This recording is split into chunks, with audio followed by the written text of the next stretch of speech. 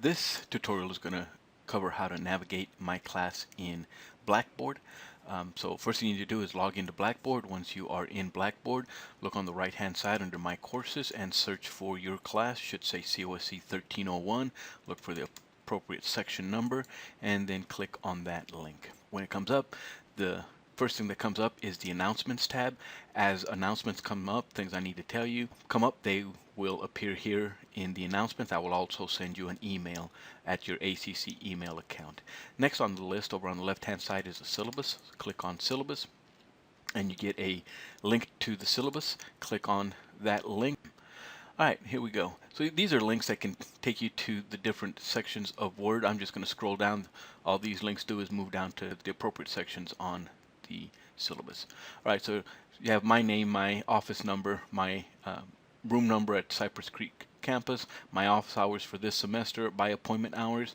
Here's my email address and a quick note that when you email to me, you must refer to your section number so I'll know which class I'm working with. Next is the course description. Down here is the approved course text. Notice there are two books. You only have to purchase one of these books. It's two different bundles. The first bundle is just your book and access to SAM 2010, which you must have.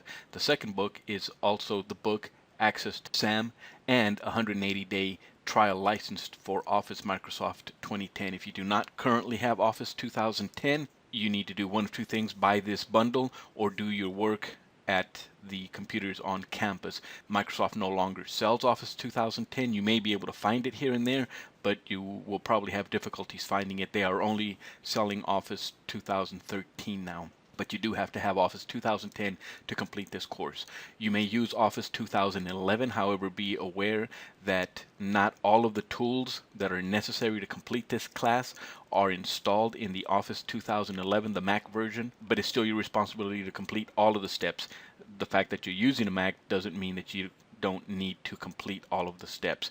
If you have a Mac, use Office 2011 for what you can and then pick up the rest in Office 2010, whether it be here on campus or from a friend or wherever. Alright, if you continue to move down, I'm not going to go over every topic, just the highlights. You'll need to go through this syllabus on your own to make sure you understand it. Alright, so each student's grade for this course will consist of non-comprehensive exams on concepts, lab exams on SAM 2010, and then your chapter homework for Office 2010. All assigned projects and exercises are due no later than the Sunday following the assigned week as indicated in the syllabus. For example, assignments made on the 14th of January are due no later than Sunday, January 20th.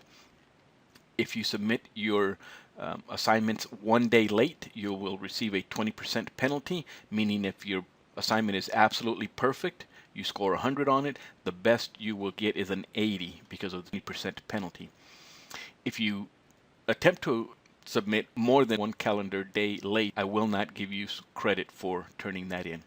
Scheduling of computer time outside of regular lab time is your responsibility. Your computer's broken, the lab wasn't open, is not an excuse for not completing your assignments and not taking the test. You're given an entire week to complete a set of assignments and an exam, and it's your responsibility to schedule your time appropriately so that you do not miss that. There are no makeup exams in this course. If you miss an exam, you will receive a grade of 0 for that exam. If you tell me ahead of time that there's some kind of issue that will not allow you to take the exam on that week, I will allow you to take it early, but not late, unless there's extenuating circumstances. Call me and we will discuss that on a case-by-case basis. Okay, so here's what you're going to do. You're going to have 4 concept exams, be a total of 40% of your grade. 4 lab exams, that'll be a total of 40% of your grade.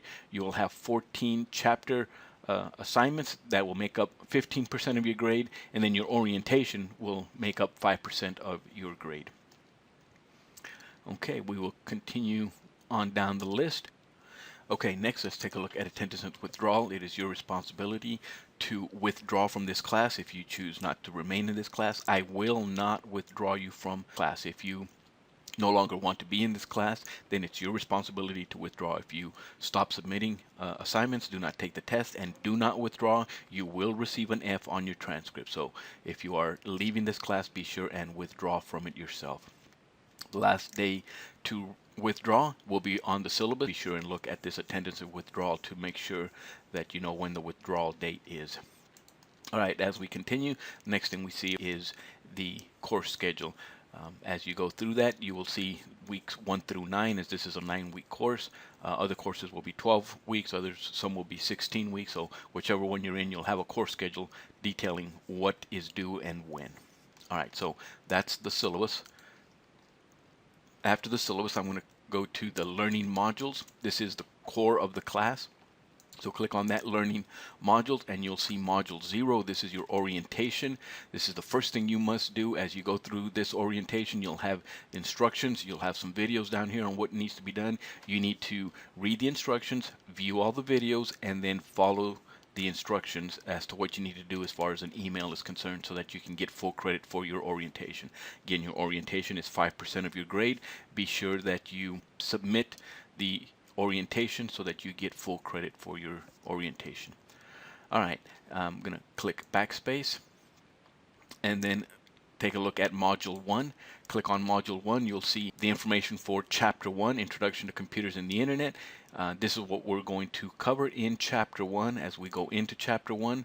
Next thing you'll see is the introduction. Again, what we're going to explore within this chapter, the learning objectives for this chapter, and then what needs to be done.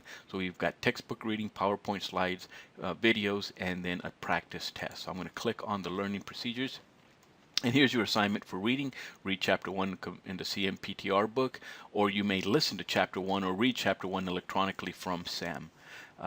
Go over the PowerPoints, click on that link that will open up the PowerPoints, and you will be able to walk through my PowerPoints as if you were in a classroom and I was lecturing. Next we have these videos. The first video is your concepts training. There are training modules set up in Blackboard that will allow you to, again, receive additional training. There's videos involved in there so that you can better understand the material that you read in your textbook that we covered in the PowerPoint. So there's this video which will tell you how to complete the training. Now you can click on the play button here and it will display it here. Alternately, you can click on this link which will download the video and display it. Once it's open, you can then resize that screen to see any size that you wish. Underneath that is your practice test. Same thing. This is a tutorial to show you how to access the practice tests. Practice tests will help you with the material that you studied for this chapter and will help prepare you for the exam. These practice videos do not represent an exact duplicate of what the exam will be. However, it does cover the material that we will cover in the exam. So it's a good idea to take a look at those. I'm going to go back to learning modules, and from learning modules back in module 1, and then take a look at chapter 2.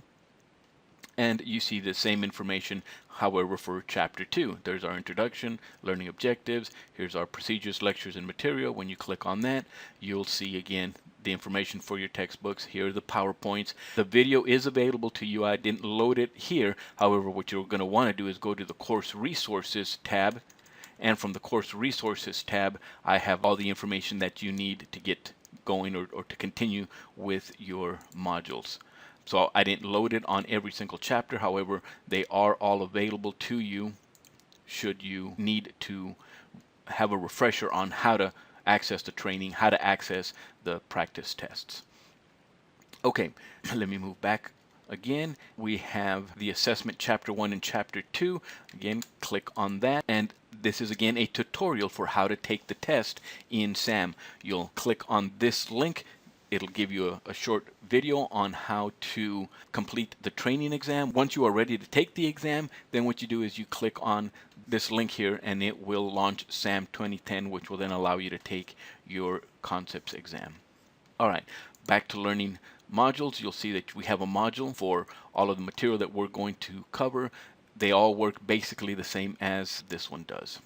All right. I already referenced Course Resources. Going to click on it really quick. Again, registration instructions for SAM, getting started in SAM, launch SAM from here, and then some training tutorials down here at the bottom that you can access. Next is My Grades, so that you can check your grades. You have a Books tab in case you forget what book you need to buy. there's what the book is going to look like, and the ISBN numbers. Again, the difference is one is the textbook, CourseMate, and SAM. The other one is textbook, CourseMate, SAM, and 180-day trial version to Microsoft Office 2010. It's a full version, but it is a limited 180-day license. I think the difference in price between the two is somewhere between $25 and $30. I also have a couple of discussion boards open and available for you. One is introductions. If you'd like to introduce yourself to me, to the fellow students in your class, you're welcome to do so. This is not a graded assignment, just for you if you wish to introduce yourself. Then we have class discussions. This class discussions, you are free to ask me questions, although I don't come on this discussion board very often. You can post the questions to other students. Oftentimes other students will have an answer and will get to you much quicker than I will. You're free to discuss whatever you wish, unless someone reports to me that things are getting out of hand. If they are, I will put a warning stating that unless rules are followed, I'm going to disable the discussion. If it continues, then I will disable the discussion. Next after that is the contacts. From the contacts list, you then have, again, my information. Okay, so this is Blackboard, how to navigate Blackboard for my COSE 1301 class.